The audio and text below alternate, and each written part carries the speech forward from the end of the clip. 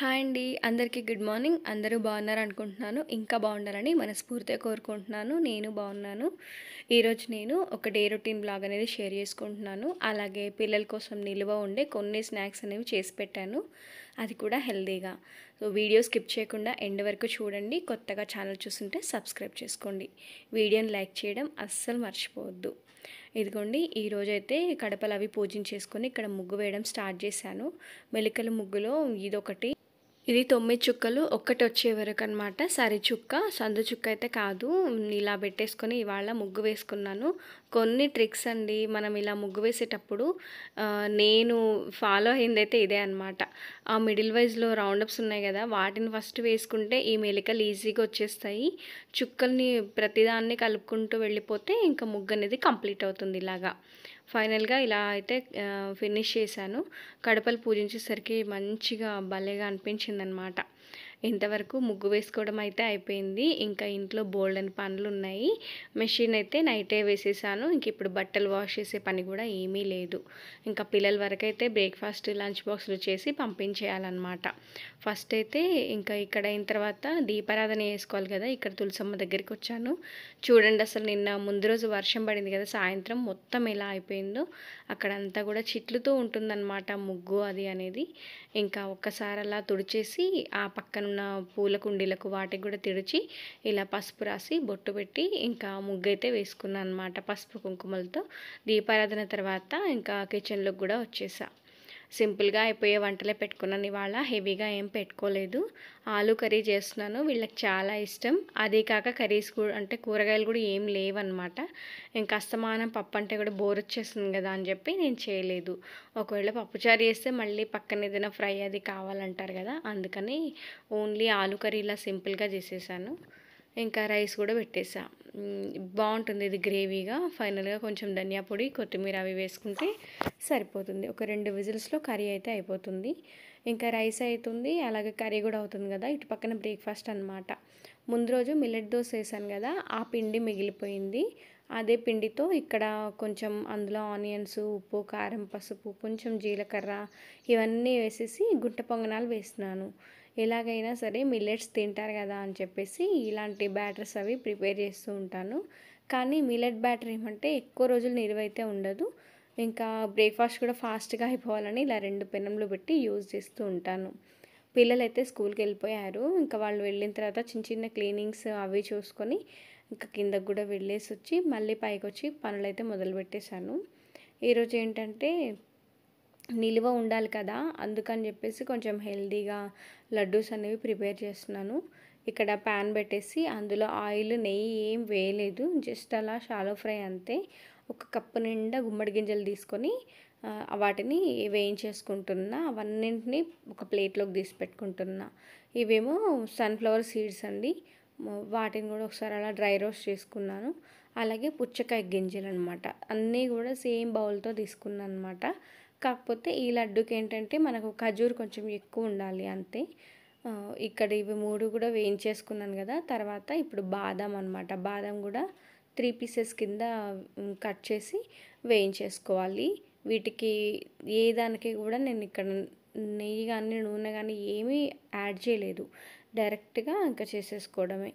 ఇంకా ఖజూర్ ఉంటుంది కదా, దాన్నంతా కూడా కొంచెం గింజలు అవి తీసేసి కట్ చేసి సేమ్ ప్యాన్లో కొంచెం నెయ్యి వేసేసి ఇప్పుడు ఈ కట్ చేసి పెట్టుకున్న ఉన్నాయి కదా, ఇవన్నీ కూడా వేసి కలుపుతూ ఉండాలి. ఎలా అంటే మనకు ఒక ముద్ద కింద వచ్చేంత వరకు చేయాలన్నమాట. స్టవ్ ఆపేసి కొంచెం తేనె వేసాను. అలాగే అందులో వేయించి పెట్టుకున్న పప్పులు అన్నీ కూడా వేసేసుకున్నాను అనమాట. ఇంట్రెస్ట్ ఉంటే ఇందులో కాజు కూడా వేసుకోవచ్చు, కానీ నేను వేయలేదు. కర్రీస్కి దానికి ఇబ్బంది అవుతుందని చెప్పి వేయలేదు. ఇంతవరకు అయితే ఇవే డ్రై ఫ్రూట్స్ యాడ్ చేశాను. ఇంట్రెస్ట్ ఉంటే గసగసాలు, కొబ్బరి ఇలాంటివన్నీ కూడా వేసేసుకోవచ్చు. ఇంకా స్టవ్ అయితే ఎప్పుడో బంద్ చేసాం కదా, కొంచెం లైట్గా అంటే వేడి అనేది తగ్గిపోతుంది కదా, ఆ టైంలో చేతికి కొంచెం తడి అద్దుకొని ఇలా రౌండప్గా బాల్స్ కింద మనం లడ్డు చుట్టేసుకుంటే అయిపోతుంది. సో ఇదే విధంగా అన్నీ కూడా చేసుకోవచ్చు.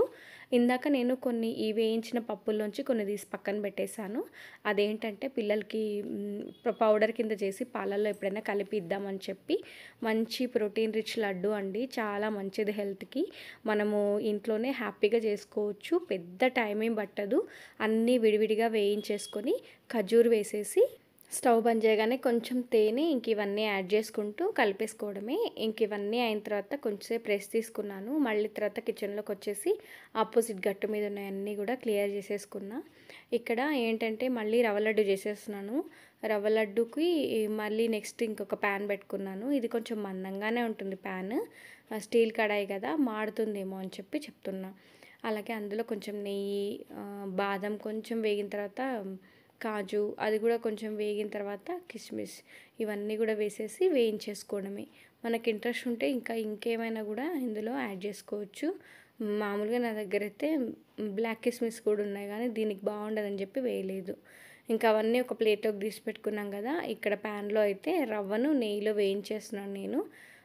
ఒక 1.5 గ్లాస్ బొంబాయి రవ్వ తీసుకున్నాను అనమాట. ఇంకా రవ్వ లడ్డు అంటే బొంబాయి రవ్వని యూజ్ చేస్తూ ఉంటాం కదా, అలాగా. ఇక్కడ రవ్వ అంతా కూడా పూర్తిగా వేగిపోయింది, మంచి స్మెల్ అనేది వస్తుందన్నమాట. సో చిన్న మంట మీద వేస్తే చాలా బాగా వస్తుంది. అందులోనే సేమ్ క్వాంటిటీ నేను 1.5 గ్లాస్ రవ్వ తీసుకున్నప్పుడు 1.5 గ్లాస్ షుగర్ కూడా తీసేసుకున్నా. ఇది కూడా అంతా ఒకసారి కలిపేసి ఇంకా స్టవ్ అనేది బంద్ చేసేయడమే. ఇప్పుడు ఇందులో కొంచెం ఇలాచీ పొడి నేను అప్పటికప్పుడు దంచి వేసేసుకున్నాను అనమాట. అది కూడా వేసుకొని ఇంకా మనం పాలు ఉంటాయి కదా, ఆ పాలని మీగడ అది పడకుండా కొంచెం జల్లించుకొని వేసుకుంటున్నా. ఇదంతా కూడా ఇందులోకి పట్టేసి మనకు ఒకసారి కలిపేసుకుంటే సరిపోతుంది. నాకు కొంచెం లూజ్ అయినట్టుగా అనిపించింది, ఒక్కొక్కసారి ఇలా లూజ్ కూడా అవుతూ ఉంటుంది. ఇదంతా కలిపేసి దీంట్లో వేయించి పెట్టుకున్న డ్రై ఫ్రూట్స్ ఉన్నాయి కదా, అవన్నీ ఇందులో యాడ్ చేసుకున్నాను. ఒకవేళ మనకు ఇదంతా కలిపిన తర్వాత కూడా లూజ్గానే అనిపిస్తే ఫైనల్గా కొంచెం కొబ్బరి పొడి వేసుకోవచ్చు. అదేంటంటే మనకు మాయిశ్చర్ అంతా లాగేసి మనకు లడ్డు చుట్టడానికి ఈజీగా ఉంటుంది. ఇదిగోండి నేను ఇక్కడ కొబ్బరి పొడి అయితే యాడ్ చేశాను. దీన్ని అంతా కూడా ఒకసారి చక్కగా కలిపేసి అప్పుడు చల్లారిన తర్వాత, అంటే పూర్తిగా కాకపోయినా లైట్ గోరువెచ్చగా ఉన్నప్పుడు అలా చేతికి కొంచెం ఆయిల్ తీసుకొని లడ్డు కింద చుట్టేస్తే రవ్వ లడ్డు అనేది రెడీ అయిపోతుంది. చాలా రోజులు నిలువ ఉంటాయి. మా పిల్లలైతే అస్తమానం ఫ్రూట్స్ కానీ లేదంటే ఇలా ఇంట్లో ఏవైనా చేసి పెడితే ఇవి కానీ తీసుకెళ్తారు.